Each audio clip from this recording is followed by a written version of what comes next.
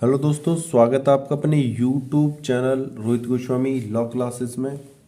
और आज मैं आपको कराने वाला हूँ LLV first year same first का जो पेपर है हमारा आईपीसी यानी लॉ ऑफ क्राइम्स। ठीक है, जिसका कोड होता है हमारा 1004 1004। ठीक है, अब से पहले मैं आपके YouTube चैनल पर कुछ लॉन्ग क्वेश्चन और कुछ शॉर्ट क्वेश्चन डाल चुका हूँ। जो मैंने लॉन्ग और शॉर्ट क्वेश्चन डाले हैं वेरी वेरी इंपॉर्टेंट हैं, आप उनकी प्रिपरेशन करो। और वो तो थे तुम्हारे कुछ शॉर्ट और वेरी शॉर्ट लॉन्ग क्वेश्चन। इससे पहले सबसे पहले मैंने आपको एक पार्ट 1 में और पार्ट 2 में पूरी एक्ट का जो हमारे लिए एग्जाम में इम्पोर्टेंट हैं उनकी मैंने वीडियो बना के डाल दी है। उनमें से जरा भी पेपर आपका बाहर नहीं जाने वाला है। ठीक है, जितने मैंने आपको वहां पे सेक्शन कराए हैं सभी सेक्शनों में से वहीं से पेपर आपका बन के आने वाला है।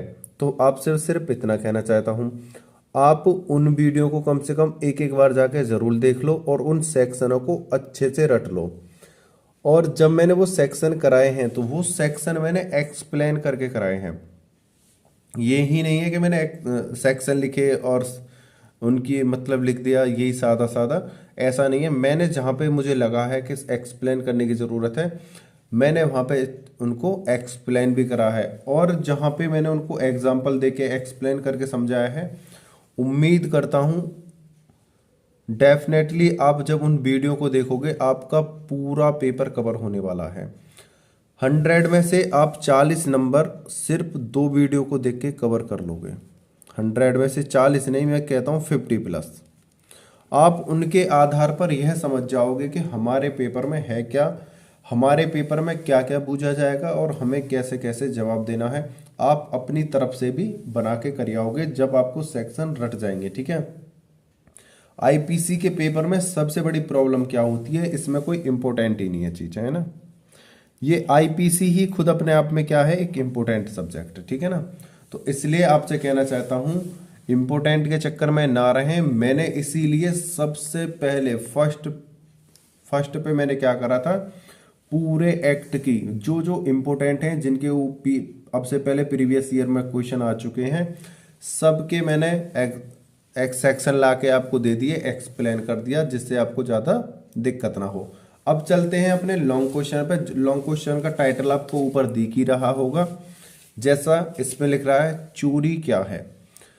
ये है हमारा लॉन्ग क्वेश्चन और वेरी वेरी इंपॉर्टेंट है। हालांकि देखो आईपीसी है, कहीं से भी कोई भी क्वेश्चन फंस सकता है, लेकिन अनुमानों के आधार पर जो अब तक सबसे ज्यादा पूछा जाने वाले क्वेश्चनों में से एक है, ये है चोरी क्या है। चोरी क्या है, यह लूट बन जाती है। यह लूट कब बन जाती है, यहां पे ये कर लो, यहां पे मैं लिखना भूल गया हूं, ये कब बन जाती है। ठीक है, दूसरी बात, लूट डकैती कब बन जाती है। देखो चोरी कब लूट बन जाती है, अब लूट डकैती कब बन जाती है। देखो पहले तो थी चोरी, क्या है, चोरी। चोरी से क्या बनी है, लूट, और लूट से क्या बनी है, डकैती। ठीक है, चोरी का बड़ा रूप लूट और लूट का डकैती। ठीक है, आगे आ जाओ। चोरी और अपकर्षण कब डकैती का अपराध बनते हैं। चोरी और अपकर्षण कब डकैती का अपराध बनते हैं। अब देखते हैं चोरी प्लस अपकर्षण बराबर डकैती। मतलब चोरी और अपकर्षण कब डकैती बनते हैं, यह क्वेश्चन है। आगे आ जाओ। क्या डकैती डालने की तैयारी करना भी कानूनी दंडनीय है? मतलब अगर कोई व्यक्ति सिर्फ डकैती की तैयारी करता है तो क्या वह कानूनी दंडनीय है? इस बात की हमें विवेचना करो, संक्षिप्त में लिखो, निबंध लिखो, इसके उत्तर दो, एग्जाम्पल दो, इस तरीके से क्वेश्चन बन सकता है, ठीक है ना। हमें उस समय क्वेश्चन को अच्छे से पढ़ना है। देखो मैं हर बार कहता हूं, जब हमारा एग्जाम हमारे हाथ में होता है तो हमें सबसे पहले क्या करना होता है, जो हमारे क्वेश्चन है कम से कम उनको टू टाइम क्या करना है, रीड करना है ना। और जिन भाइयों ने मेरी वीडियो नहीं देखी है, अब से पहले एक मैंने वीडियो डाली है, वो है प्रॉब्लम सॉल्विंग वीडियो, पेपर को 1.5 घंटे में कैसे करें, ठीक है। ये वाली जो मैंने वीडियो डाली है इसको जाके आप देख सकते हो, आपको टॉट वाले लिंक में मिल जाएगी, उसमें प्लेलिस्ट में मिल जाएगी, या आप नीचे जाओगे तो आपको मिल जाएगी ये, ठीक है ना। तो प्रॉब्लम सॉल्विंग वीडियो, ये वाली आप वीडियो देखो, इससे आपको बहुत ज़्यादा बेनिफिट मिलने वाला है, ठीक है। अब ये था चोरी, लूट एवं डकैती, ठीक है भैया, चोरी, लूट, डकैती, अपकर्षण, है ना। अब इन्हें हम समझते हैं, ठीक है, बारी बारी से। ये क्या है देखो, देखते हैं। देखो मैंने आपके इस क्वेश्चन को बनाने की तैयारी करी थी, इस वाले को, कि मैं अपनी राइटिंग में अपने उसमें दूं, लेकिन मुझे लग रहा था कि मैं ऐसी चीज को अब करना इम्पॉसिबल है, क्योंकि पॉसिबल तभी होता जब हमारे पास थोड़ा टाइम होता, क्योंकि हमें कॉन्ट्रैक्ट और आईपीसी दोनों के पेपर बहुत ही पास पास रख दिए गए हैं, जिसकी वजह से हम राइटिंग वाले ये क्वेश्चन नहीं ला सकते हैं। जो थोड़े बहुत हैं वो मैं आपको दे रहा हूं, और जो नहीं है उनको मैं यूनिक से कराऊंगा, ठीक है। इसमें से आधा पेपर क्वेश्चन तो तुम्हारा यहीं से कराऊंगा और आधा कराऊंगा मैं आपको यूनिक से, ठीक है ना। टाइम जो बहुत ज़्यादा हो रहा था इसलिए मैं यूनिक का इस्तेमाल करूंगा, है ना। हालांकि करने को तो मैं अपने राइटिंग सेक्शन से ही करा दूंगा, लेकिन फायदा क्या होगा, जब आपके एग्जाम होंगे तब आपको क्वेश्चन जाके मिले, तो उससे कोई फायदा थोड़ी है, ठीक है ना। देखते हैं अपने क्वेश्चन पर चलते हैं, ज़्यादा बात ना करते हो। और एक बात आपसे सिर्फ रिक्वेस्ट करना चाहता हूँ, अगर आपने अभी तक हमारे यूट्यूब चैनल को लाइक शेयर एंड सब्सक्राइब नहीं किया है तो प्लीज़ हमारे चैनल को लाइक शेयर एंड सब्सक्राइब करो, और ज़्यादा से ज़्यादा अपने दोस्तों में शेयर करो, ग्रुप में जाके बातें करो, भाई ये चैनल बना है, और ऐसे ऐसे अपने कॉलेज में अपने कॉलेज मित्रों के साथ जाके बातें करो, ठीक है। और ज़्यादा से ज़्यादा सब्सक्राइब करवाओ अपने कॉलेज ग्रुप के स्टूडेंटों से जो एलएलबी कर रहे हैं, और कमेंट करके बताओ हमारी वीडियो आपको कैसी लग रही है। देखो जब मैं आपके लिए इतनी मेहनत कर सकता हूँ, रात के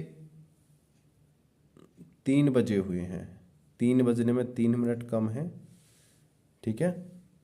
तो आप भी तो मेरे लिए कुछ करो, सिर्फ आपको क्या करना है, हमारी वीडियो को ज़्यादा से ज़्यादा शेयर करो, और देखो सुबह के एएम हो रहे हैं, 3 AM हो रहे हैं, और अभी आपकी वीडियो की प्रिपरेशन जारी है, ठीक है ना।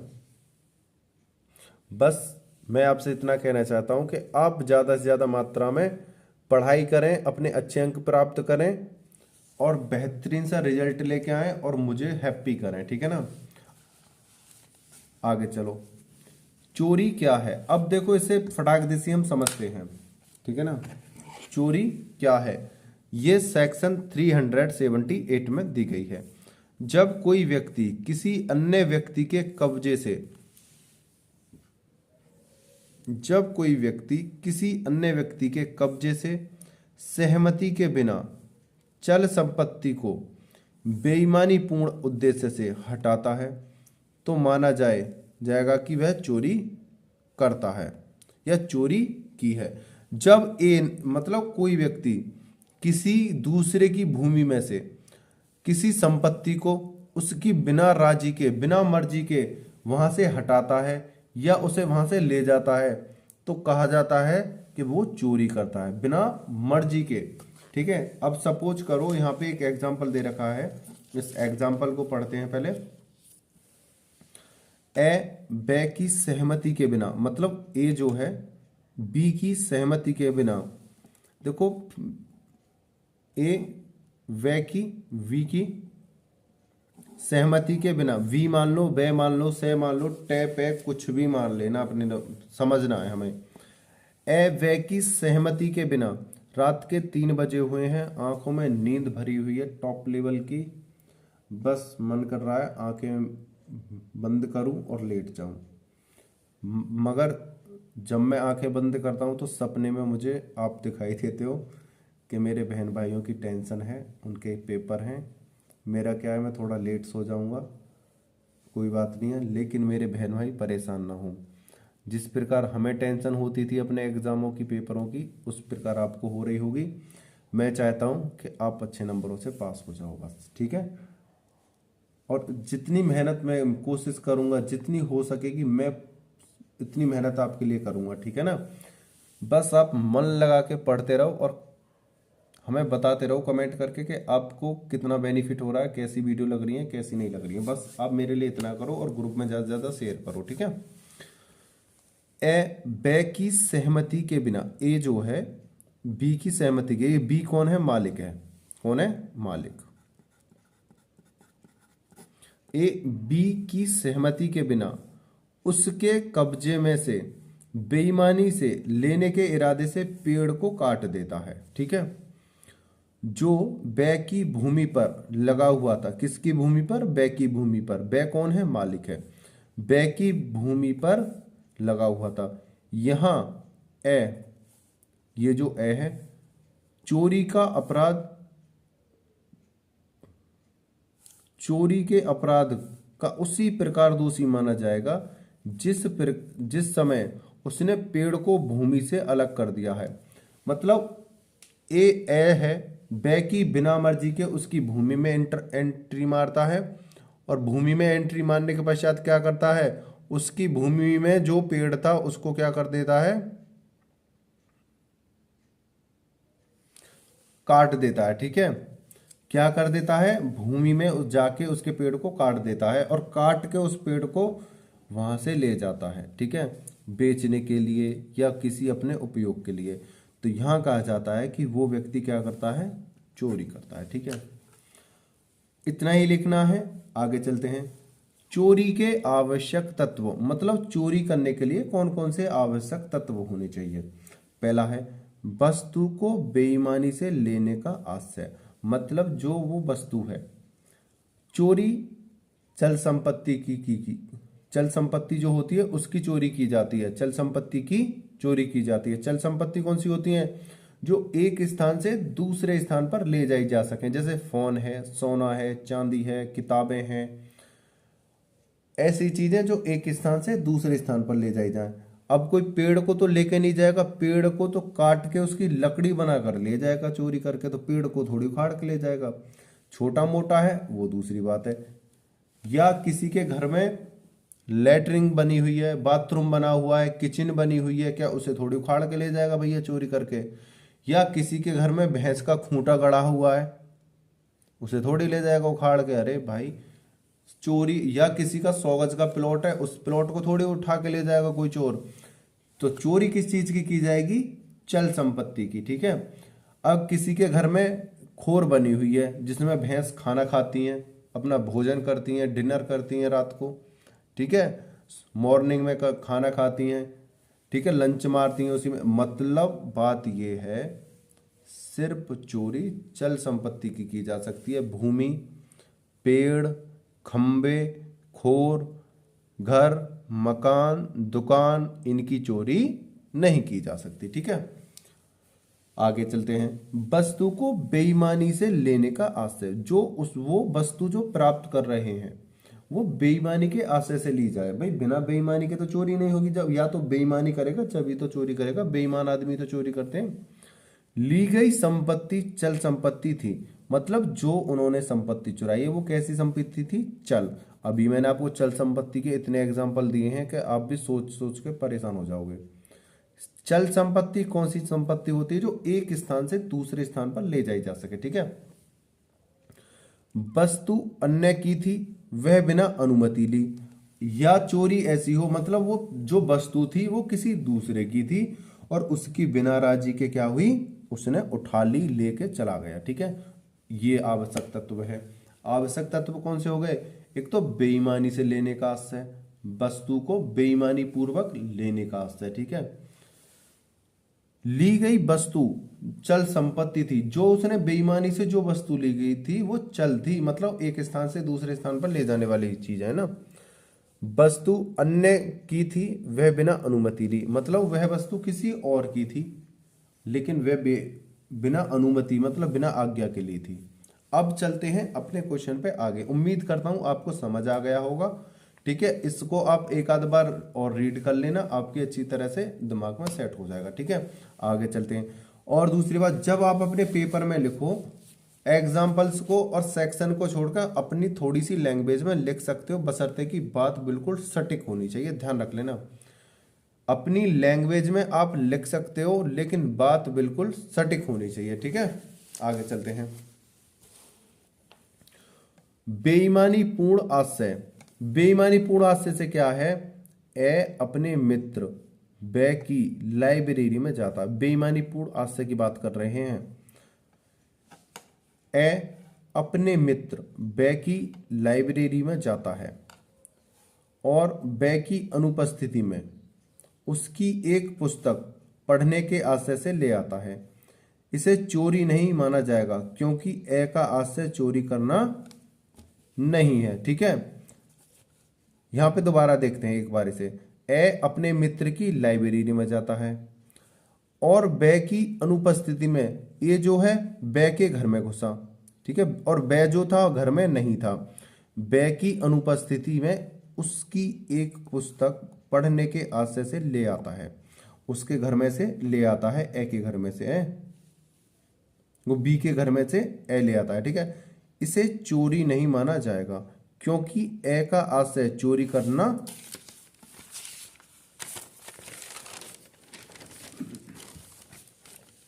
नहीं था, लेकिन वह एक अपने दोस्त के घर में से किताब तो ले आया लेकिन उसका चोरी करने का उद्देश्य नहीं था, बिना उसकी मर्जी के।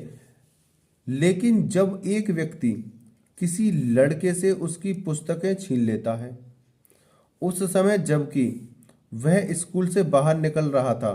भाई ये दूसरा एग्जाम्पल है, ध्यान रखना। ये कौन सा है? सेकंड वाला। कभी इसे फर्स्ट में काउंट कर लो।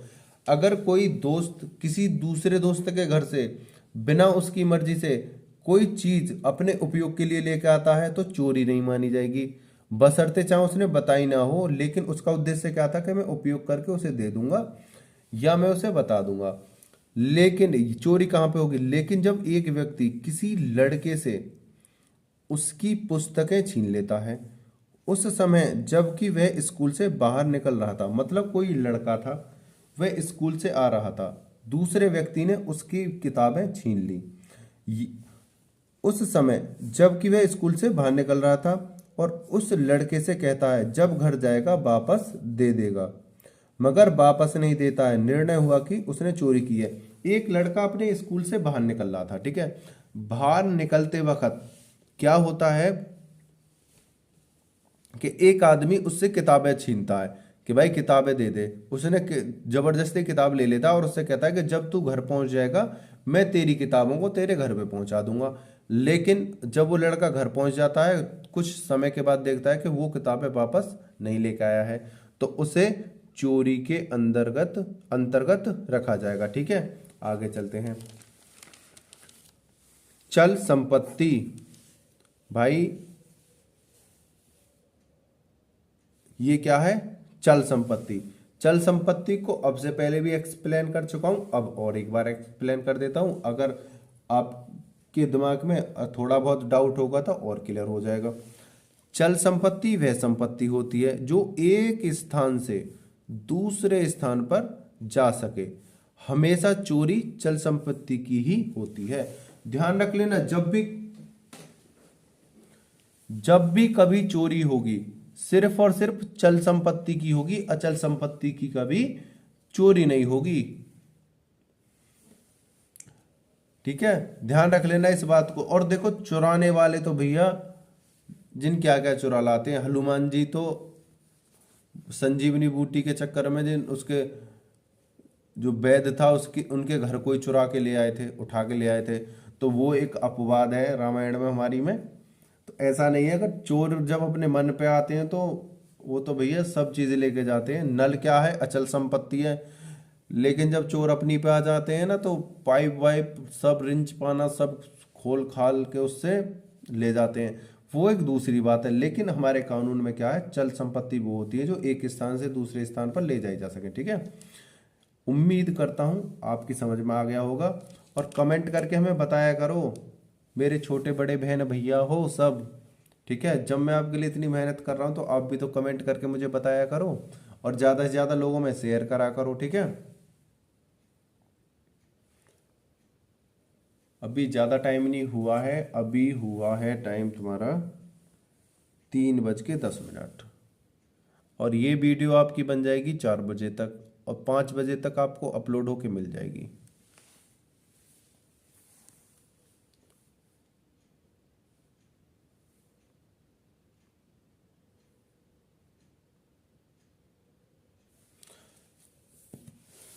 अन्य व्यक्ति के कब्जे वाली वस्तु, यदि कोई वस्तु किसी अन्य के कब्जे से नहीं ली जाती तो चोरी का अपराध नहीं बनता, बल्कि आपराधिक दुर्विनियोग कहेंगे। देखो, अन्य व्यक्ति के कब्जे वाली वस्तु, अगर किसी व्यक्ति ने कोई वस्तु अपने कब्जे में ले ली है, ठीक है, देखो, यदि कोई वस्तु किसी अन्य के कब्जे से नहीं ली जाती, किसी ने कब्जे में ले ली, अब वो उसे लेना चाहता है लेकिन उससे ली नहीं जा रही है, तो चोरी का अपराध नहीं बनता। भाई, किसी दबंग व्यक्ति ने कोई वस्तु ले ली, अब वो दे नहीं रहा है, अब क्या करा जाए, तो वहां पे चोरी नहीं मानी जाएगी, वो आपराधिक दुर्विनियोग कहेंगे कि भैया आपराधिक, यानी आपराधिक होता है अपराध, दुर्विनियोग मतलब गलत इस्तेमाल कर रहे हैं, गलत लोगों के हाथ में चली गई। जैसे आपका फोन है, आपका फोन को आपके फोन को चलाने का अधिकार आपको ही है, लेकिन कोई व्यक्ति दादागिरी करे और आपके फोन को ले जाए, तो वो आपकी संपत्ति का क्या कर रहा है, आपराधिक दुर्विनियोग कहेंगे। ठीक है ना, आगे चलते हैं। व्यय के मकान में जाकर उसकी अलमारी में से एक अंगूठी ले आता है। व्यय कौन है, मालिक। व्यय के मकान में जाकर उसकी अलमारी में से एक अंगूठी ले आता है। यहाँ यद्यपि ए ने व्यय से सीधे ही अंगूठी को नहीं लिया, फिर भी कब्जा सीधा व्यय का होना माना जाएगा। किसका माना जाएगा, व्यय का, क्योंकि यहाँ पे ए तो सिर्फ निकाल के ही तो लाया है, लेकिन वस्तु अब भी वो किसकी है, व्यय की ही है। जो उस पर असली कब्जा है अब भी किसका है, व्यय का है। हालांकि वह उसके बिना मर्जी के, बी के बिना मर्जी के उसके घर में घुसकर उसकी अलमारी से सोने की अंगूठी निकाल लाता है, चांदी की निकाल लाता है, या कोई कीमती जेवरात निकाल लाता है, लेकिन उस पर हक फिर भी किसका रहेगा, बी का ही रहेगा। ये था हमारा चोरी वाला पार्ट। ठीक है, अब देखेंगे अपकर्षण की परिभाषा। अपकर्षण की परिभाषा, अपकर्षण क्या है, पहले थोड़ा सा अपकर्षण के बारे में हम आपको एक थोड़ी सी नॉलेज दे दें, उसके बाद क्या है, जब मैं आपको समझाऊंगा तो आपके दिमाग में बिल्कुल क्लियर ऐसे छप जाएगा, जैसे कोरे कागज पे हम कुछ लिख देते हैं, ठीक है ना, ऐसे बिल्कुल छप जाएगा। अपकर्षण समझ लेते हैं। ठीक है, अपकर्षण, अपकर्षण के अंतर्गत है क्या, यह जब होता है जैसे कोई व्यक्ति है कहीं रास्ते से गुजर रहा है, ठीक है, इसको किसी व्यक्ति ने पकड़ लिया, पकड़ने के बाद इससे जबरदस्ती करी या इसे डराया या धमकाया। जब किसी व्यक्ति को डराकर या धमकाकर या उसे इस भय में डाल देना कि उसकी मृत्यु होने वाली है, तब उससे कुछ संपत्ति छीनना या उस संपत्ति के कागजों पर हस्ताक्षर कराना अपकर्षण कहलाता है। यही अपकर्षण की क्या होती है, परिभाषा। जब भी कोई व्यक्ति किसी सामने वाले व्यक्ति को बहलाकर, फुसलाकर या अपनी शारीरिक ताकत का इस्तेमाल कर कर या दबंगाई दिखाकर या उसे लालच देकर या उसे जान को ऐसे डरा करके उसकी जान खतरे में आ जाए, इस प्रकार या तो संपत्ति यानी धन लेता है या किसी कागज पर सिग्नेचर कराता है, तो उसको कहते हैं अपकर्षण। ठीक है, तो ये अब जब मैं आपको समझाऊंगा तो अब आपके दिमाग में बिल्कुल क्लियर हो चुकी है कि अपकर्षण होता क्या है। अपकर्षण सेक्शन 383 के अनुसार कोई व्यक्ति, मतलब इसको सेक्शन 383 में रखा गया है, ठीक है। देखो इसको एक्सप्लेन करने से बहुत इजी हो जाएगा अब तुम्हारी चीजें। कोई धारा 383 के अनुसार कोई व्यक्ति अपकर्षण या अधापन हुआ तब माना जाता है। देखो अगर आपका ये प्रश्न ही इससे आ जाता है उदापन की परिभाषा दीजिए, अब आधे से ज्यादा बच्चे जो चौक भौक हो जाएंगे। यही है आईपीसी। आईपीसी में एक शब्द के कम से कम 10-10 शब्द हैं। एक शब्द के जैसे पर्यायवाची होते हैं ना, बहुत पर्यायवाची हैं भाई, ठीक है।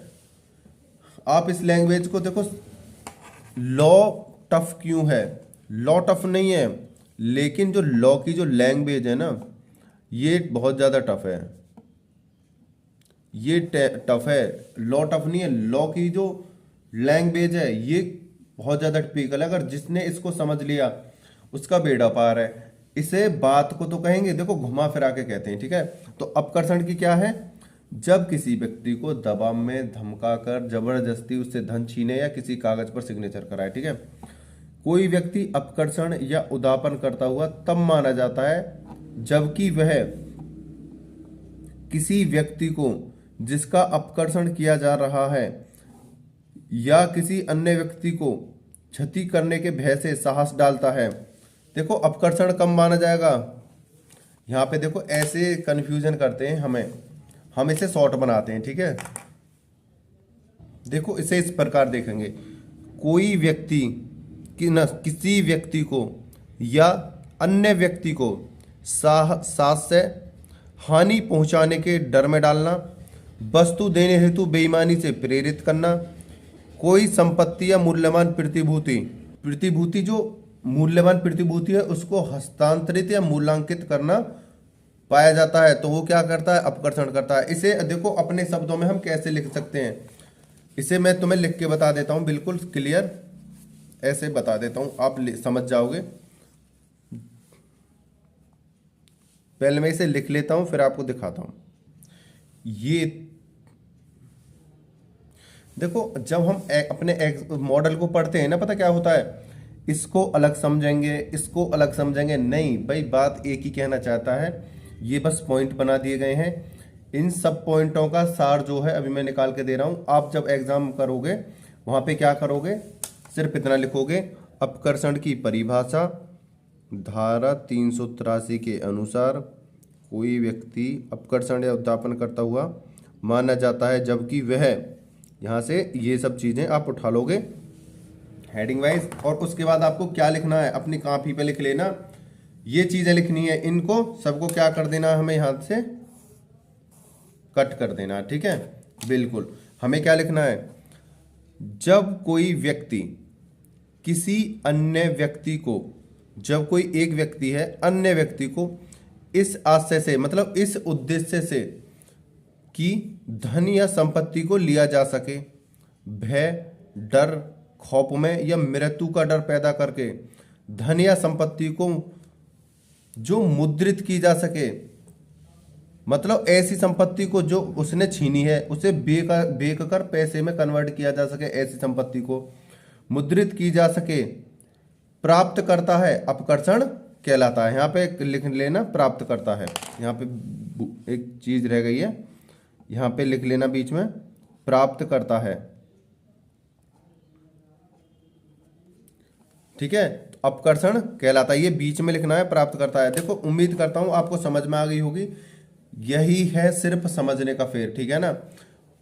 यूनिक से पढ़ने का क्या तरीका है? बच्चे सारी चीजें पढ़ते हैं, समझ में नहीं आती है। अब इसका सारा सार निकाल दिया है। देखो जब कोई व्यक्ति वे किसी अन्य व्यक्ति को, मतलब एक व्यक्ति दूसरे व्यक्ति को इस उद्देश्य से, आशय का मतलब होता है इंटेंशन, उसका जो पूरा मन जो था कैसा है, पूरे मन से धन या संपत्ति को लिया जा सके या उसके सामने वाले व्यक्ति को भय, डर, खौफ में या मृत्यु का डर पैदा करके धन या संपत्ति जो मुद्रित की जा सके, जिसका पैसा बनाया जा सके, प्राप्त करता है, अपकर्षण कहलाता है, ठीक है। ये आपकी समझ में आ गया होगा। आगे चलता हूं।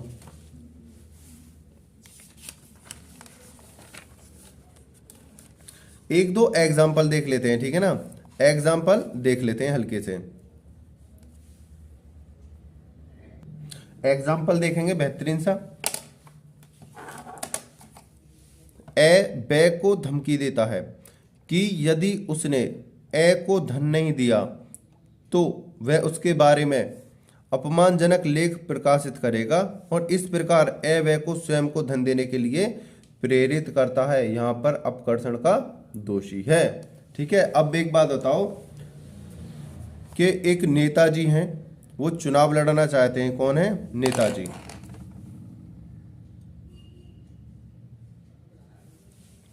नेताजी हैं, ये चुनाव लड़ रहे हैं। क्या लड़ रहे हैं? चुनाव। एक आदमी कहता है या तो मुझे पैसे दे दो, अन्य आदमी या तो पैसे दे दो, नहीं तो मैं आपके बारे में गलत गलत बातें छाप दूंगा, जो आपने आज तक गलत काम करे हैं उनके बारे में छाप दूंगा। और जब ये बातें छप जाएंगी समाज में और आप जब चुनाव लड़ोगे तो आपकी छवि धूमिल होगी, खराब होगी और आपकी वोटों पे बहुत ज्यादा असर पड़ेगा। अब ये जो नेताजी हैं भाई, ये तो टेंशन में आ गए। ये कह रहे हैं भाई अब तो चुनाव का दौर है, इससे तो हम कुछ कह भी नहीं सकते। अगर इसने चुनाव से पहले ये कार्य कर दिया, इसने हमारे बारे में कुछ गलत छाप दिया, तो भाई हम तो मारे जाएंगे। तो इसलिए अब नेताजी को क्या अंदर हो गया? भय पैदा हो गया, ठीक है। हालांकि चाहिए निर्दोषी सही, अब इनको क्या पता ये क्या छापने वाला मेरे बारे में, है ना। तो नेताजी ने अपने भय में आके, डर में आके इनको संपत्ति दे दी, पैसे संपत्ति जो भी इसने मांगी इसकी डिमांड पूरी कर दी। तो जब ये नेताजी अपना चुनाव जीत गए तो ये इस पर अपकर्षण का बाध ला सकते हैं। किसका? अपकर्षण का, कि भाई इन्होंने जबरदस्ती भय और डर में डालकर मेरे से पैसे हड़प किए। तो ये होता है अपकर्षण। उम्मीद करता हूं अपकर्षण आपको बहुत अच्छे से समझ में आ गया होगा और इससे ज्यादा आपको अपकर्षण के बारे में लिखना नहीं है। एक आध एग्जाम्पल अगर आपको इसे थोड़ा सा और बढ़ाना है अपनी तरफ से इसमें एक आध एग्जाम्पल पुट कर सकते हो, ठीक है। चोरी करा दी, चोरी किसमें है? 378 में, ठीक है। अब मैंने कराया था अपकर्षण, अपकर्षण कितने में है?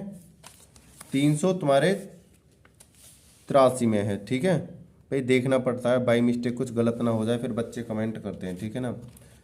आंखों में नींद भरी रहती है, शरीर थका हुआ रहता है, फिर भी ठीक है। अपकर्षण करा दिया। उम्मीद करता हूं अपकर्षण, ये चोरी और अपकर्षण आपको क्लियर समझ में आ गया होगा, ठीक है।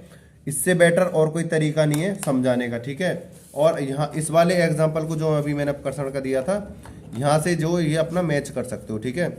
हमें पेपर में ज़्यादा नहीं लिखना होता है, ये चीज़ें मैं आपको कहने काफ़ी बार बता चुका हूँ। बस हमें सटीक लिखना होता है और कम लिखना होता है, ठीक है। यहाँ पे मैंने नेताजी को अपनी तरफ से पुट कर दिया था, ठीक है ना। नेताजी के ऊपर मैंने एग्जाम्पल दे दिया था, ठीक है ना। हालांकि हमें नेता नहीं लिख रहा। आप इस एग्जाम्पल से अब मेरी बात को समझ जाओगे कि मैंने क्या बोला था, ठीक है। ये देख लो आप, ठीक है, पढ़ लेना। ए जो है मतलब ये पत्रकार है, बी कौन है? नेताजी है। पत्रकार नेताजी को धमकी देता है कि यदि पत्रकार को धन नहीं दिया तो वह उसके बारे में अपमानजनक, उसके बारे में किसके बारे में? नेताजी के बारे में अपमानजनक लेख प्रकाशित करेगा और इस प्रकार पत्रकार नेता को स्वयं को धन देने के लिए प्रेरित करता है। यहाँ पर अपकर्षण, ये जो है पत्रकार जो अपकर्षण का दोषी है, क्या कर रहा है? अपकर्षण कर रहा है, ठीक है। ऐसे ही आपको एग्जाम्पल बना देने हैं, ठीक है ना। अब देखो वीडियो लंबी ना हो इसके लिए अभी आपका बहुत ज्यादा सिलेबस है, तो आपको मैं थोड़ा सा और आगे करा देता हूं, ठीक है ना। उम्मीद करता हूं आपको चोरी और अपकर्षण अच्छे से समझ में आया होगा। अब कराऊंगा मैं आपको लूट। लूट की परिभाषा, डेफिनेशन ऑफ रॉबरी, धारा 390 के अनुसार, किसमें है? धारा 390 के अनुसार प्रत्येक प्रकार की लूट या चोरी या अपकर्षण शामिल होते हैं।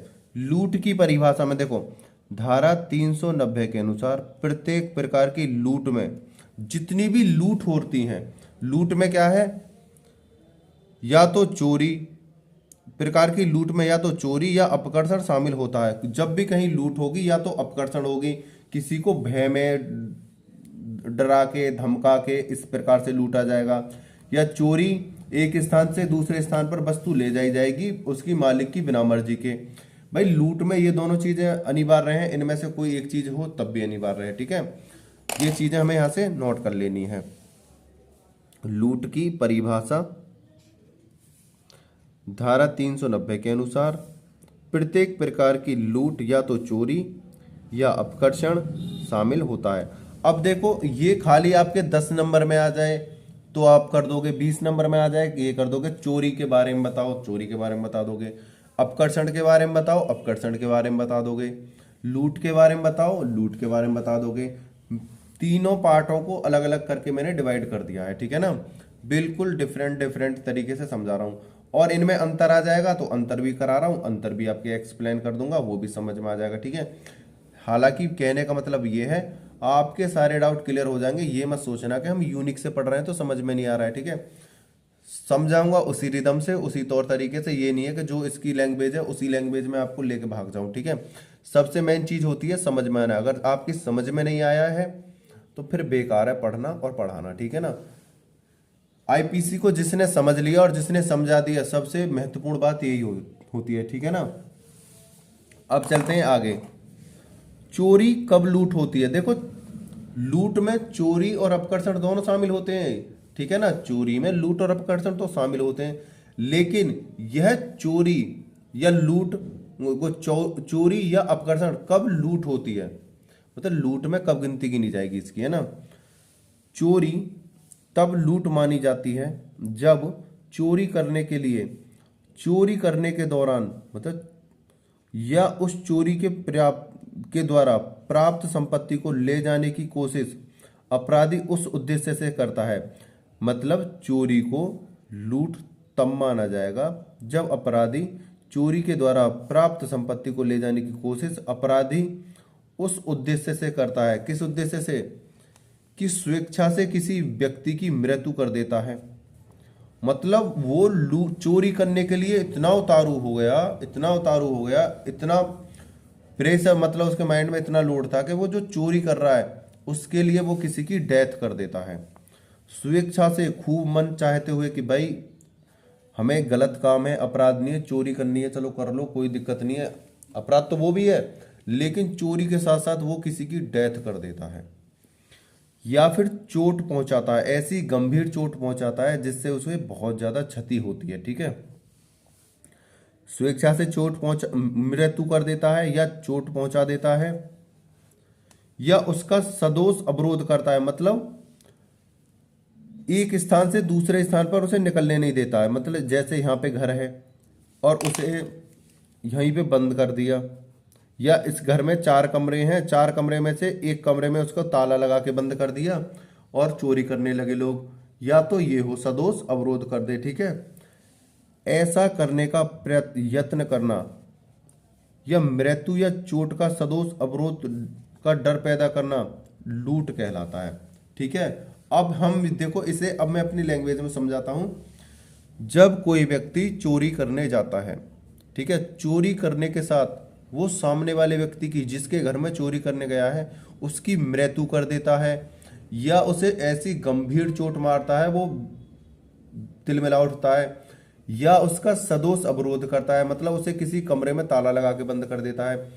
ऐसा प्रयत्न मात्र ही मृत्यु या चोट का सदोष अवरोध डर पैदा करना, या उस व्यक्ति में ऐसा डर पैदा कर देता है कि उसकी जान खतरे में लगने लगती है कि भाई अगर मैंने इसे धन या संपत्ति नहीं दी तो ये बिल्कुल मार ही देगा, तब उसे कहा जाएगा उसने लूट करी है। तो लूट में क्या है, आदमी की मृत्यु तक कर दी जाती है, आदमी को ऐसी गंभीर चोट दे दी जाती है जिससे वो तिलमिला उठता है, या उसका ऐसा विरोध कर दिया जाता है कि वो चोरी करने वाले व्यक्तियों को रोक नहीं सकता है। ठीक है, तो लूट आपको समझ में आ गई होगी। ठीक है, लूट का एक एग्जांपल देखते हैं। आप अगर अपने नोट्स बना रहे हैं तो कैसे आपको नोट्स बनाने हैं, देखो लूट की परिभाषा, पहले लूट की परिभाषा डाल लेना, फिर धारा 390 के अनुसार प्रत्येक प्रकार की लूट में या तो चोरी या अपकर्षण शामिल होते हैं। ठीक है, फिर ये इतना लिखने के बाद आप क्या करोगे, फिर लिखोगे ब्लैक पेन से चोरी कब लूट होती है। ठीक है, चोरी कब लूट होती है, जो मैंने हाईलाइटर करा है सिर्फ आपको इतना ही लिख देना है। चोरी तब लूट मानी जाती है जब चोरी करने के लिए स्वेच्छा से किसी व्यक्ति की मृत्यु कर देता है, या चोट पहुंचाता है, या सदोष अवरोध करता है। मृत्यु या चोट का सदोष अवरोध डर पैदा कर देता है, अपकर्षण कहलाता है। क्या कहलाता है? लूट, सॉरी, क्या कहलाता है? लूट कहलाता है। लूट कहलाता है। ठीक है। इस तरह से अपने इस नोट्स को तैयार कर लोगे। ठीक है, इससे ज्यादा आपको कुछ नहीं करना है भाई। इससे ज्यादा और क्या साधारण लैंग्वेज बता सकता हूं मैं आपको। ठीक है, पूरी रात सोया नहीं हूं, आपकी प्रिपरेशन में लगा हुआ हूं। सही है, आप परेशान ना हो। अब भी अगर कोई डाउट हो, कोई एनी प्रॉब्लम हो, तो आप कमेंट करके तुरंत बता दीजिए, मैं कोई और सॉल्यूशन निकाल के फिर देखता हूं, है ना। आगे चलते हैं। अब हमें सिर्फ एक इसका क्या देख लेना है? एग्जाम्पल देख लेना है। कै यह को दबोच लेता है। यह के कपड़े में से यह का धन और आभूषण उसकी सहमति के बिना बलपूर्वक निकाल लेता है। यहाँ कै ने चोरी की है और वह चोरी करने के लिए स्वेच्छा से यह का सदोष अवरोध करता है, इसलिए कै के लूट की, इसलिए कै ने क्या की है? लूट। मतलब कै जो है यह को दबोच लेता है। ठीक है, मतलब पकड़ लेता है। दबोचने का मतलब है जबरदस्ती पकड़ लेता है। और यह के कपड़े में से, उसके बिना कहने पर भी उसके कपड़े में से धन संपत्ति जो थी, सोना चांदी था या पैसे थे, जो भी थी, कपट पूर्वक निकाल लेता है। यहाँ कै ने चोरी की है और वह चोरी करने के लिए स्वेच्छा से यह का अब सदोष अवरोध करता है, क्योंकि उसने उसे जबरदस्ती पकड़ा है। यहाँ पे इसमें से एक बात मिल रही है ना, सदोष अवरोध। ये मत सोचना कि देखो सबरी चीज एक साथ ही मिले, मृत्यु भी हो, चोट भी हो, सदोष अवरोध भी हो, नहीं। ये डिफरेंट बनते हैं, इनके अलग अलग वो होते हैं। ठीक है ना। जब किसी व्यक्ति को जबरदस्ती पकड़ के उसके जेब में से पैसे, धन संपत्ति ली जाती है, तो वो लूट कहलाती है। सदोष अवरोध के अंदर लूट कहलाती है। ठीक है, उम्मीद करता हूं ये बात समझ में आ गई होगी। आप जिस प्रकार पहले नोट्स बनाते थे उसी प्रकार नोट्स बना लोगे अपने रजिस्टर में, कॉपी में, उसी प्रकार बिल्कुल। क्योंकि जब आप यूनिक को उठाओगे तो आपका दिमाग फिर जो टेंशन में आ जाएगा। ठीक है ना, कि यार ये तो सब चीज मिक्स हो रही है, अब कैसे करें। तो उसके लिए आपको क्या करना है? रजिस्टर, कॉपी, पेन उठा लेना, पहले की तरह ही इनको नोट्स प्रिपेयर कर लेना, जिससे कि आपको फिर ये पता पड़ जाए। जैसे देखो ये है, मैंने यहाँ से आपको ये इतनी इंपॉर्टेंट चीज जो छांट के दी है, आप इसे इंपॉर्टेंट को अपने कॉपी में उतार लेना, रजिस्टर में। जैसे पहले उतारते आ रहे थे ऐसे उतार लेना। ठीक है, अब आ जाओ। देखो ये तो थी चोरी लूट में, चोरी का लूट में बदलना। अब आ रहा है अपकर्षण का लूट माना जाता है। अपकर्षण कब लूट माना जाता है? देखो एक एक चीज मैं आपको ऐसे समझा रहा हूं, अगर अकेले अकेले भी आ जाए तो आप इन्हें स्वेच्छा से खूब कर सकते हो। ठीक है ना, चोरी, लूट, अपकर्षण सब कर दोगे। अपकर्षण कब लूट माना जाता है? अपकर्षण तब लूट माना जाता है जब अपराधी अपकर्षण करते समय भय में डाले गए व्यक्ति की मौजूदगी में ही उस व्यक्ति को स्वयं, उसकी या किसी दूसरे व्यक्ति की तुरंत मृत्यु या तुरंत चोट या सदोष अवरोध के भय में डालकर अपकर्षण करता है। देखो चोरी कब लूट, ठीक है, अपकर्षण कब लूट, इसमें अंतर देखते हैं। थोड़ा सा ऐसे कर लेते हैं इसे, अरे पास में हो गया भाई, इधर देखो चोरी कब लूट और चोरी कब अपकर्षण, यहां देखते हैं। जब चोरी की जा रही है, जान का खतरा हो यानी मृत्यु, चोट या सदोष अवरोध, ठीक है, चोरी के साथ साथ मृत्यु करने का प्रयास कर दे, चोट करे या सदोष अवरोध करे, तब चोरी लूट में बदल जाएगी। ठीक है, अब अपकर्षण जब कर रहा है, जब अपकर्षण में क्या होता है, डराता है और धमकाता है। अपकर्षण में यही तो आता है, डरा धमकाकर उससे संपत्ति को प्राप्त करना। यहाँ पे क्या है, अपकर्षण करा, उसने डरा धमका के संपत्ति लेना चाहता था, लेकिन सामने वाला संपत्ति नहीं दे रहा था, उसने उसकी मृत्यु कर दी, चोट पहुंचा दी, या सदोष क्या कर दिया, अवरोध करता है। तो अब ये क्या हो गया, मतलब उद्देश्य तो था इसे डरा धमका कर लूट करना, लेकिन मृत्यु हो जाती है, चोट कर देता है या सदोष अवरोध करता है, तो फिर ये अपकर्षण लूट बन जाता है। इसे कहते हैं अपकर्षण लूट। ठीक है। चोरी कब लूट बन जाती है, जब चोरी करने का प्लान था, चोरी के में वो सक्षम नहीं हुए, तो उसने मृत्यु कर दी, चोट पहुंचा दी, सदोष अवरोध कर दिया, तब वो चोरी लूट बन जाती है। ठीक है। अब इसका एक एग्जाम्पल देखते हैं।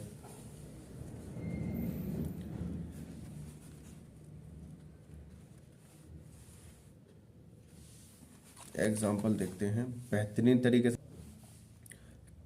यह को सड़क पर मिलता है, एक पिस्तौल दिखाता है और यह की थैली मांगता है। थैली यानी पैसे की थैली मांगता है, यानी बटुआ कर सकते हो, पर्स कर सकते हो, थैला कर सकते हो, पैसे का थैली मांगता है। फलस्वरूप यह अपनी थैली दे देता है। यहाँ कै ने यह को तत्काल चोट का भय दिखाकर थैली उपादित की है, यानी प्राप्त की है, और उपादित करते समय वह उसकी उपस्थिति में है, अतः कै ने लूट की है। मतलब एक तो होती है लूट बिना किसी हथियार को दिखाए, डराए बिना उसे लूट कर लेना, हल्का फुल्का डर दिखा देना, लेकिन यहाँ पे क्या है, इसने लूट करी है। अपकर्षण है, देखो डरा धमका कर या उसे क्षति पहुंचाने का डरा धमका कर आदमी से पैसे प्राप्त करना तो अपकर्षण में आता है, डरा धमका कर पैसे प्राप्त करना अपकर्षण आता है। बट इसने क्या करा है, इसने पिस्तौल निकाल के उसे डराया है। पिस्तौल का मतलब क्या है, अगर ये पैसे नहीं देता इसको गुस्सा आती और इसमें गोली भी मार सकता था। तो ये अपकर्षण किस में बन गया, लूट में। लूट तब होती है जब मृत्यु तक करने के लिए आदमी तैयार हो जाता है, या ऐसी गंभीर चोट देने के लिए तैयार हो जाता है जिससे आदमी विचलित हो जाए, तब चोरी लूट बन जाती है। चोरी ही डकैती बन जाती है। चोरी लूट और अपकर्षण लूट बन जाते हैं। ठीक है। जितना जितना मैं करा रहा हूं इससे ज्यादा करने की जरूरत नहीं है। जिन बहन भाइयों की कमेंट ये आ रही थी कि सर कितने पेज का करें, पेज से मैटर नहीं है कि 3 करें 4 करें, वो तो लास्ट स्टेज होती ही है। हमें लिखना क्या क्या है, हमें क्वेश्चन को एक्सप्लेन कैसे करना है। अगर हम इतना क्वेश्चन में कर देंगे तो हमारे नंबर पूरे में से पूरे मिलने वाले हैं। ठीक है ना, ध्यान रख लेना। इस तरह से पेपर को सेट करते हैं, है ना। आगे चलते हैं, एक एग्जाम्पल और इसका देखते हैं, क्योंकि इसका एग्जाम्पल देखना बहुत जरूरी है। ठीक है ना। अपकर्षण कब लूट, इसका एक एग्जाम्पल और देखते हैं। इसका एक एग्जाम्पल और देखते हैं। दूसरा एग्जाम्पल क्या है, कै सड़क पर यह और यह के शिशु से मिलता है। मतलब एक व्यक्ति है, वो बाप बेटे से मिलता है। यह और यह के शिशु, मतलब यह और यह के जो शिशु है बाप बेटे हैं। कै जो है चोर है। कै सड़क पर यह और यह के शिशु से मिलता है।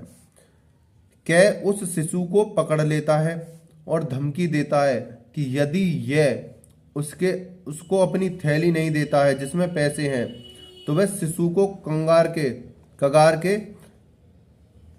के नीचे फेंक देगा। कंगार होती है मतलब ऊपर से कोई नीचे धधकती हुई कोई चीज होती है, उसको कंगार बोलते हैं, उसमें फेंक देगा। फलस्वरूप यह अपनी थैली दे देता है। यहाँ कै ने यह को यह भय दिखाकर कि उसके शिशु को जो वहां मौजूद है तत्काल चोट पहुंचाएगा, यह से उसकी थैली प्राप्त की है, इसलिए कै ने यह को लूटा है। इसको जो है अब मैं एक्सप्लेन करके बताऊंगा, आप इसे अपनी भाषा में जो है लिख लेना। ठीक है। एक चोर है, ठीक है, कौन है, चोर। चोर ने एक पिता पुत्र को पकड़ लिया। किसको पकड़ लिया, पिता पुत्र को पकड़ लिया। अब चोर ने क्या करा, रास्ते में रोका, और चोर ने सबसे पहले फिर क्या करा, इसके पुत्र को अपनी गोद में उठा लिया। ठीक है। पिता पुत्र जा रहे थे, किसी रास्ते से होकर ऐसे जा रहे हैं पिता पुत्र। चोर ने क्या करा है, ज्यादा ब्लर हो रहा है ये, ऐसे करते हैं। चोर है, पिता पुत्र रास्ते से गुजर रहे हैं, पिता और पुत्र। ठीक है। चोर ने पुत्र को पकड़ा और इस पिता से बोला कि या तो मुझे आपके पास जितनी धन संपत्ति है मुझे दे दो, या तो अपनी मुझे जितनी आपके पास धन संपत्ति है मुझे दे दो, नहीं तो मैं आपके पुत्र की हत्या कर दूंगा। ठीक है, या मैं आपके पुत्र को मतलब आग में फेंक दूंगा। तो यहां पे क्या हुआ, इस पिता के मन में क्या हुआ, भय पैदा कर दिया इसने कि भाई मेरे पुत्र को ये मार देगा, भय पैदा कर दिया। तो वो अपने जेब में से धन जो संपत्ति थी वो निकाल कर उसे दे देता है। तो यहां पे कहा जाएगा अपकर्षण। पहले क्या करा, भय पैदा करा। अपकर्षण का मतलब होता है भय पैदा करना, भय पैदा करके उससे लूट करना। ठीक है, अब समझ में आ गया होगा। अपकर्षण मतलब भय, ठीक है, भय पैदा करके लूट करना। अपकर्षण कब लूट बनता है, तो ऐसे बनता है, भय हो गया, अब ये लूट हो गई। ठीक है, उम्मीद करता हूं समझ में आ गया होगा। अभी आगे और चलते हैं। अब है हमारी डकैती। देखो ये चीज समझ में आ गई, चोरी आ गई, अपकर्षण आ गया, अपकर्षण आ गया, लूट समझ में आ गई कि लूट कैसे होती है, चोरी से अपकर्षण होता है और अपकर्षण वो चोरी से लूट बनती है और लूट अपकर्षण से भी लूट होती है। ये चीजें भी समझ में आ गई। अब बात करते हैं डकैती की, जो सबसे गंभीर अपराध होता है। ठीक है, अब बात करेंगे डकैती की।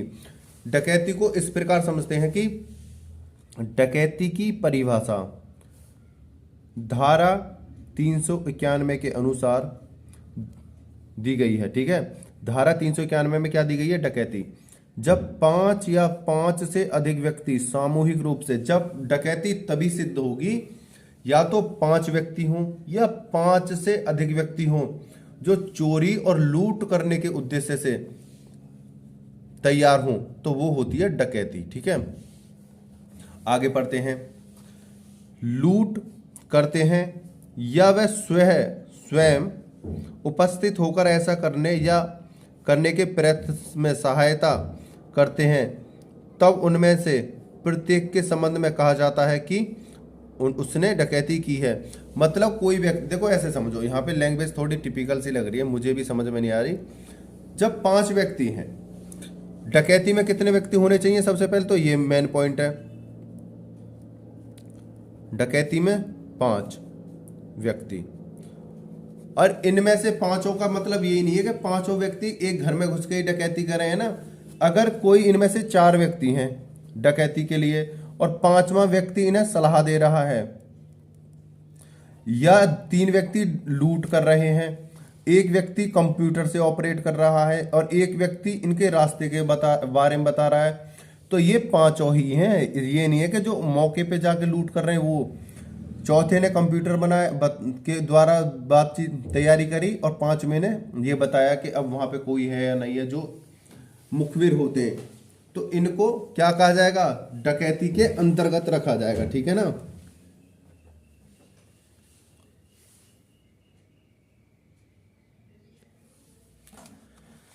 आगे चलते हैं। डकैती लूट का गंभीर रूप है। डकैती जो है क्या है, लूट का एक गंभीर रूप है। अतः यह स्पष्ट है कि डकैती में चोरी, अपकर्षण और लूट सभी के तत्व रहते हैं। देखो लूट के अंदर चोरी भी आएगी, अपकर्षण भी आएगा, लूट भी आएगी। देखो डकैती क्या है, यहां से देखेंगे डकैती। डकैती में पहला काम है आदमी का, चोरी तो करेगा ही करेगा। दूसरा अपकर्षण, भाई भय भी पैदा करेगा, भय पैदा करेगा या डर पैदा करेगा। ठीक है, ये क्या है, अपकर्षण। ठीक है, तीसरे नंबर पे लूट। लूट में क्या आती है, मृत्यु कर देना या चोट पहुंचा देना, ये तो आता है मृत्यु में।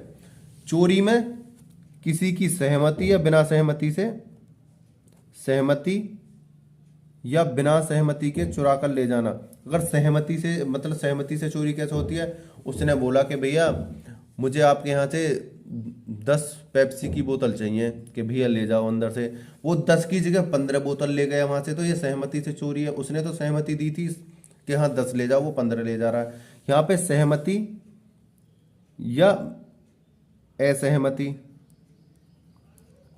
यहाँ पे भय पैदा करना, यहाँ पे लूट में मृत्यु या चोट पहुंचा देना, ठीक है, ये है।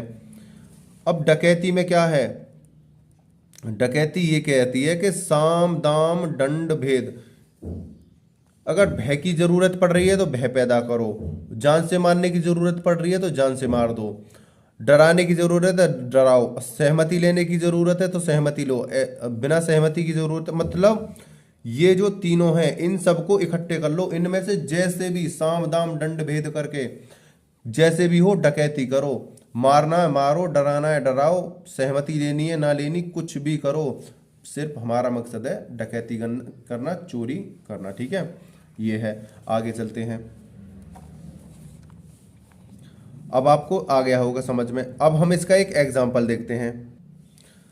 जब हिंदुओं का एक बड़ा समूह अपनी धार्मिक भावनाओं से आकर एक सार्वजनिक मार्ग पर कुछ पशुओं को ले जाते हुए मुसलमान व्यक्तियों पर हमला करते हैं, मतलब एक हिंदुओं का क्या है, बहुत बड़ा झुंड है, हिंदू थे, एक जहां हिंदुओं का एक बड़ा समूह मतलब बहुत ज्यादा हिंदू थे, एक धार्मिक भावना में आकर सार्वजनिक मार्ग पर, सार्वजनिक मार्ग होता है जब जिस पर सब लोग चलते हैं, पर कुछ पशुओं को ले जाते हुए मुसलमान व्यक्तियों पर हमला करते हैं और उनसे बलपूर्वक पशुओं को उन्हें वापस लौटाने का आशय नहीं रखते हुए छीन लेते हैं।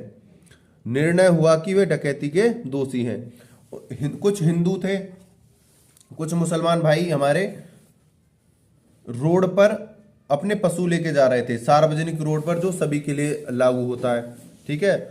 तो वो हिंदू आ जाते हैं, उनसे कहते हैं पशुओं को दे दो, वो कहते हैं कि भाई ये पशु तो हमारे हैं, हम क्यों देते हैं।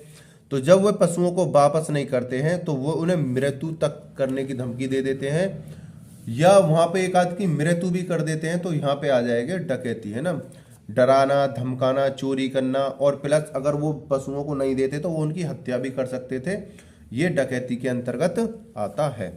सही है, इसको यहां से यहां तक बस इतना सेट करना है हमें।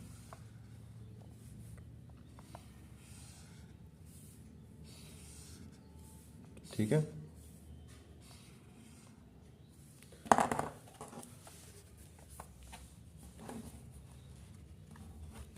लूट कब डकैती होती है, अब ये और देख लेते हैं। अभी तक तो पढ़ा था हमने डकैती के बारे में, ठीक है, डकैती होती क्या है, लेकिन लूट डकैती कब बनती है, मानी जाती है जिसके करने में 5 या 5 से अधिक व्यक्ति भाग लेते हैं।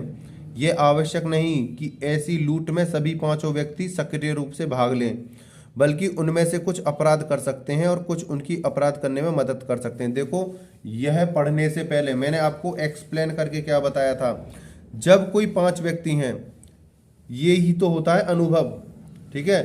5 व्यक्ति हैं, पांचों चोरी करने नहीं गए, लेकिन अगर कोई मदद कर रहा है, 3 ने चोरी की अंदर घुस के, एक ने कंप्यूटर से ऑपरेट करा, एक ने वहां पे बताई कि अब खाली है दुकान, कौन है कौन नहीं है, मतलब ये सलाह दे रहे हैं, ये घर बैठे कंप्यूटर से देख रहे हैं, ये 3 चोरी कर रहे हैं, तो ये 5 के 5 डकैती कर रहे हैं, ठीक है ना।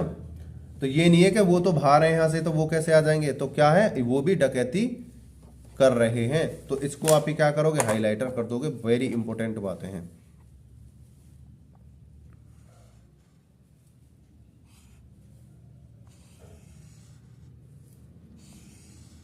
आप अपने यूनिक में निशान लगाना चाहो, यूनिक में निशान लगा सकते हो इस तरीके से। अगर आप इसे उतारना चाहते हो तो उतार सकते हो, ठीक है ना, जैसा आपका मन करे। क्या डकैती की तैयारी दंडनीय है, देखो यह क्वेश्चन बहुत ज्यादा बनता है, इस बात को ध्यान रख लेना। ये वाला क्वेश्चन वेरी वेरी इंपॉर्टेंट है, यहाँ पे इस तरीके से आ जाता है, वेरी इंपॉर्टेंट, ठीक है ना, मैं लिख देता हूं यहाँ पे वेरी इंपॉर्टेंट, ठीक है। लूट, वो सॉरी मैंने ऊपर लिख दिया है, ये यहाँ लिखना था, यहाँ पे वेरी इंपॉर्टेंट, ठीक है। यहाँ पे क्या डकैती की तैयारी दंडनीय है, हम इसे समझते हैं। धारा 399 के अनुसार डकैती डालने की तैयारी करना दंडनीय अपराध है। धारा 399 कहती है कि जो व्यक्ति डकैती डालने के लिए कोई तैयारी करेगा वह कारावास से, जिसकी अवधि 10 वर्ष की हो सकेगी, दंडित किया जाएगा और जुर्माने से भी दंडनीय होगा। मतलब डकैती की तैयारी मात्र ही अपराध है। अगर हमारा मन है कि हम किसी के घर में डकैती डालना चाहते हैं और हमने अपने यहाँ पे तैयारी और प्लान कर लिया है अपने यहाँ पे, और उसकी पुलिस को या किसी को पता पड़ जाए तो वो क्या है, अपराधनीय है। उसमें आपको 10 वर्ष तक की सजा हो जाएगी, डकैती की तैयारी मात्र ही। ठीक है, तो ये भी आप इंपॉर्टेंट है, इसे भी उतार लेना। ठीक है,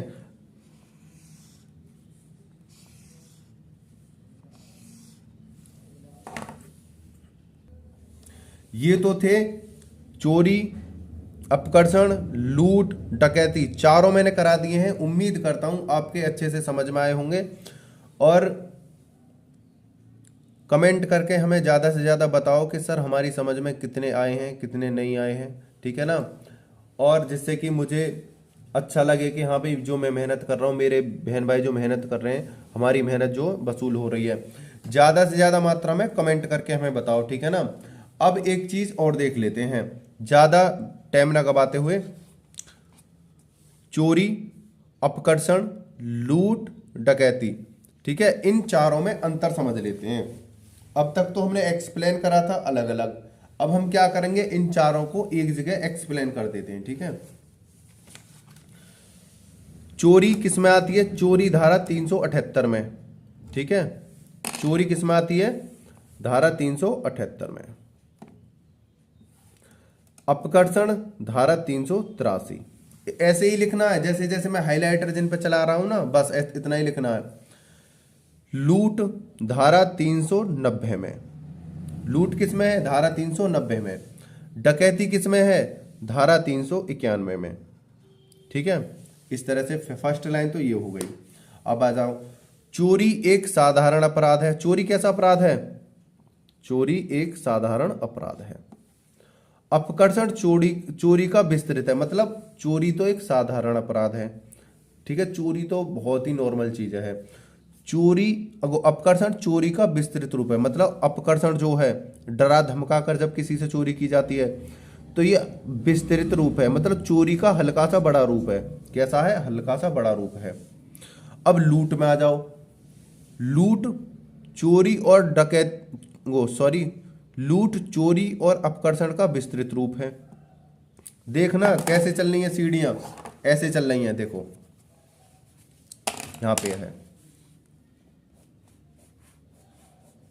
यहां पे है चोरी,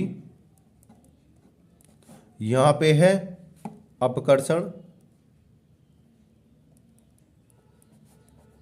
यहां पे है चोरी प्लस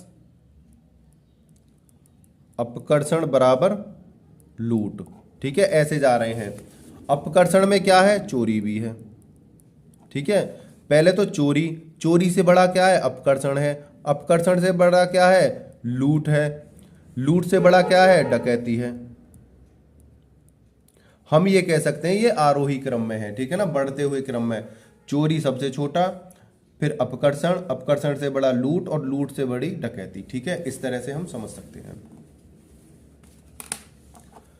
चोरी एक साधारण अपराध है। अपकर्षण चोरी का विस्तृत, मतलब चोरी से थोड़ा बड़ा है। लूट चोरी और अपकर्षण का थोड़ा बड़ा है, अब विस्तृत रूप है। ठीक है, डकैती लूट का विस्तृत रूप है।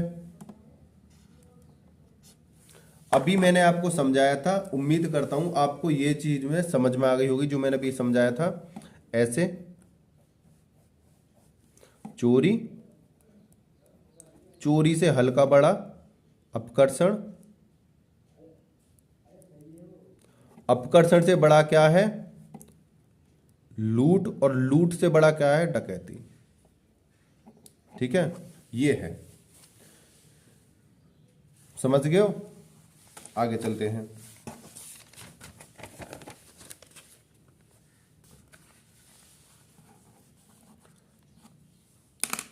चोरी चल संपत्ति की हो सकती है। चल संपत्ति को कम से कम 10 बार बता चुका हूं मैं।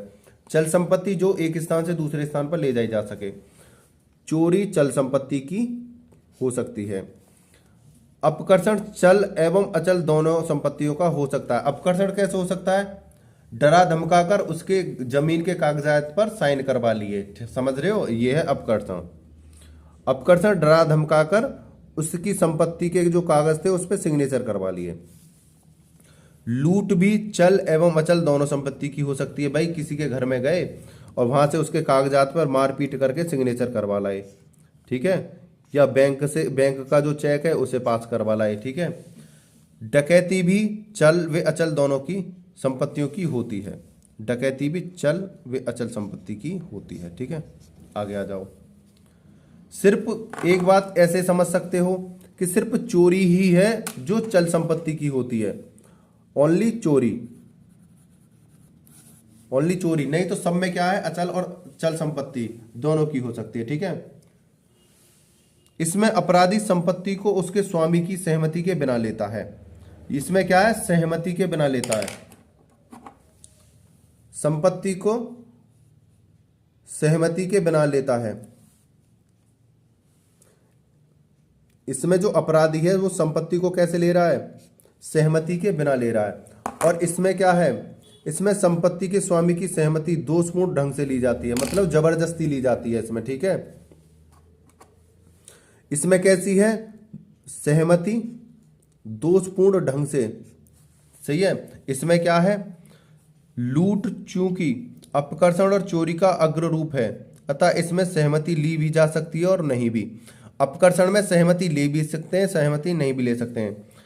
इसमें सहमति का या तो अभाव रहता है और यदि सहमति ली जाती है तो दोषपूर्ण तरीके से ली जाती है डकैती में, ठीक है।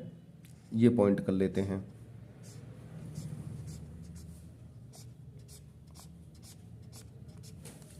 ठीक है, इसमें क्या है, सहमति बिना ली जाती है। इसमें दोषपूर्ण ढंग से सहमति ली जाती है। सहमति तो ली लेकिन गलत तरीके से सहमति ली, ठीक है। इसमें क्या है, लूट अपकर्षण और चोरी का अगला रूप है। तो भैया चोरी और लूट अपकर्षण के मिलकर ही तो लूट बनी है। तो इसमें क्या है, सहमति ले भी सकती, बिना ले भी सकते हैं और नहीं भी ले सकते हैं, ठीक है।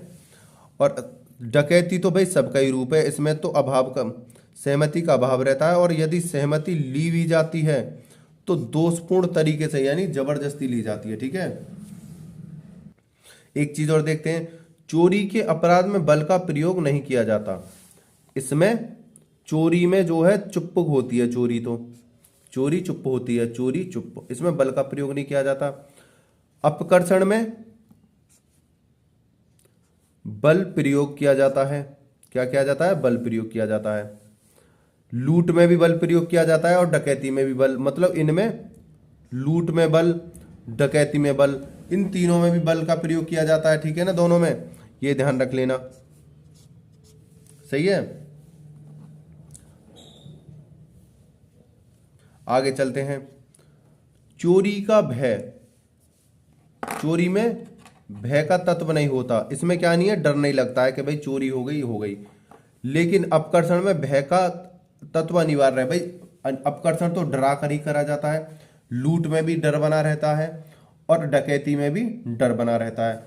थोड़ा नॉलेज के लिए समझ लेते हैं। और इसमें जो ये सजा वजा जो है इन पे हमें फोकस नहीं देना है बिल्कुल भी, ठीक है ना, क्योंकि अगर इन पे ज्यादा फोकस दोगे तो आप कंफ्यूज होगे, ठीक है ना। जो मैं करा रहा हूं बस इतना करते रहो, आप बेहतरीन कर पाओगे, ठीक है ना। इतना आ जाओ। चोरी एक व्यक्ति द्वारा की जा सकती है। चोरी के लिए क्या व्यक्ति जरूरी है, सिर्फ एक, ठीक है। अपकर्षण भी एक व्यक्ति द्वारा किया जा सकता है। अपकर्षण भी एक व्यक्ति द्वारा किया जा सकता है। चोरी और अपकर्षण दोनों एक व्यक्ति द्वारा किए जा सकते हैं। लूट भी एक व्यक्ति द्वारा की जा सकती है। डकैती में 5 या 5 से अधिक व्यक्तियों का होना आवश्यक है। केवल डकैती करने के लिए 5 या 5 से अधिक व्यक्ति होने अनिवार्य हैं।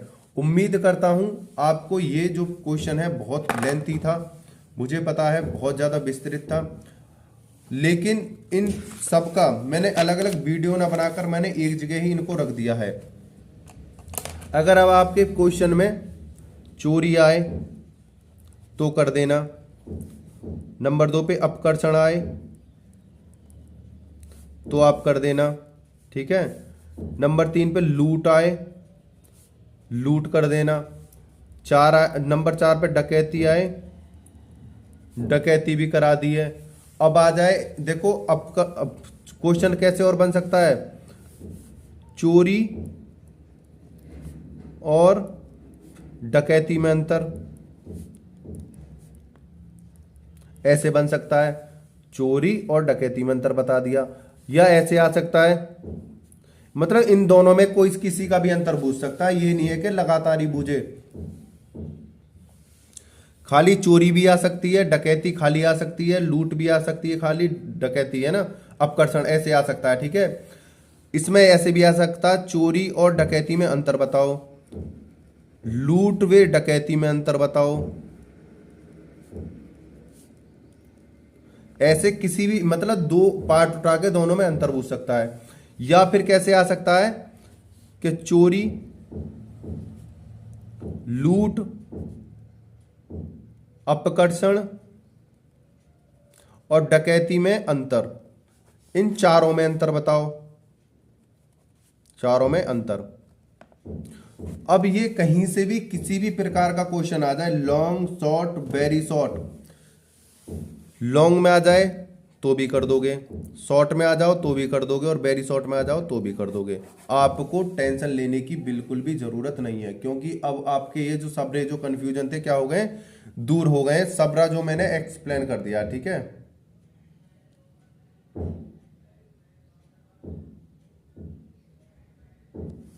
ठीक है, ये चोरी, लूट, डकैती, अपकर्षण, जितने भी इनके क्वेश्चन बनते हैं सबके कंफ्यूजन दूर, ठीक है ना। अब ये तुम्हें सेट कर देना है, लॉन्ग कैसे सेट करना है, वेरी शॉर्ट कैसे सेट करना है, और शॉर्ट कैसे सेट करना है, ठीक है, ये आपके ऊपर है।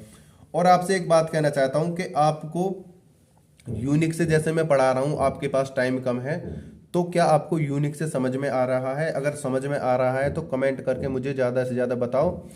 और जो भाई बहन हमारे यूट्यूब चैनल से अभी नए जुड़े हैं, तो प्लीज़ कमेंट करके हमें बताओ कि आपको हमारे जो चैनल पे जो वीडियो है वो आपको कैसी लग रही हैं, आपको कितनी इससे मदद मिल रही है, और आपका नाम क्या है, आप कहाँ से बिलोंग करते हैं, आपके कॉलेज का नाम क्या है, ठीक है।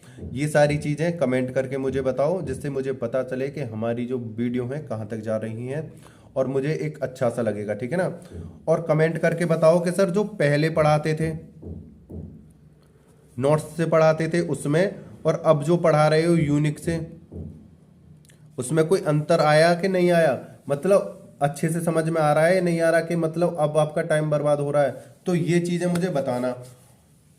और जो भाई बहन ये कह रहे हैं कि क्वेश्चन जल्दी लाओ जल्दी लाओ जल्दी लाओ, तो मैं उनके लिए एक बात कहना चाहता हूँ, आपका कहना जायज है। देखो भाई लोगों, एक वीडियो को बनाने के लिए 3 से 4 घंटे लग जाते हैं, ठीक है। तो इसलिए मैं बहुत जल्दी जल्दी आपके लिए पूरी पूरी रात जगता हूँ, पूरी रात से सुबह हो जाती है, मैं लगा रहता हूँ, सिर्फ आपके लिए ही लगा हुआ हूँ। मैं नहाता भी नहीं हूँ, खाना भी नहीं बनाया है, अभी मैंने खाया भी नहीं है, ठीक है ना। अपने आप सारे काम करने होते हैं मुझे, खाना पीना कपड़े लत्ते सब, मैं बाहर रहता हूँ इसलिए। तो इन सब चीज़ों को एडजस्ट करते हुए मैं आपके लिए इतना टाइम निकाल के ला रहा हूँ, तो भाई थोड़ा तुम भी एडजस्ट करा करो, ठीक है ना। और ज़्यादा प्रेशर मत बनाया करो, जल्दबाजी में कुछ ना कुछ चीज़ें गलत हो जाती हैं। मैं आपके लिए अपने मन से खुद, आपको कहने की ज़रूरत नहीं है, आपको एक भी भाई बहनों को किसी को भी कहने की ये ज़रूरत नहीं है कि भैया जल्दी भेजो जल्दी भेजो जल्दी भेजो। ये मेरी जिम्मेदारी है, बिना आपके कहे मैं आपका सारा सिलेबस जो जो इम्पोर्टेंट है मैं आपके पास भेज रहा हूँ, है ना। आपको किसी को भी ये कहने की ज़रूरत नहीं है। और देखो व्हाट्सअप मैंने दिया था, लोग उस पर कहते हैं, कमेंट में कहते हैं, देखो मुझे जाए ज़रूरी है कि आपका कहना अच्छा लगता है, लेकिन मैं आपका पूरा कंटेंट देने वाला हूँ, कोशिश करूंगा कि आज रात तक आपकी सारी चीज़ें आपके पास प्रोवाइड करा दूं, ठीक है ना। अब बस ज़्यादा बात ना करते हो, अपनी मन से तैयारी करो और लिख लिख के देखो। एक वीडियो और आएगी कि हमें मतलब जो वीडियो में से हम तैयारी करते हैं उसे कैसे करते हैं, ठीक है ना। उस तैयारी को मैं बताऊंगा, ठीक है ना। वीडियो को ज़्यादा से ज़्यादा मात्रा में लाइक शेयर एंड सब्सक्राइब करो, और बेल आइकन घंटी को दबा लो, जिससे कि आपको हमारी नई वीडियो का पता चल जाया करे। जो नए भैया हैं जिन्होंने अभी सब्सक्राइब नहीं किया इस लाल बटन को प्लीज भाई दबा दो, इससे कोई आपके पैसे तो खर्च होंगे नहीं, आपकी मदद ही होगी इससे, है ना। ठीक है, आप मेहनत करो, मैं आपके साथ हूं। ठीक है ना। जय हिंद, जय भारत।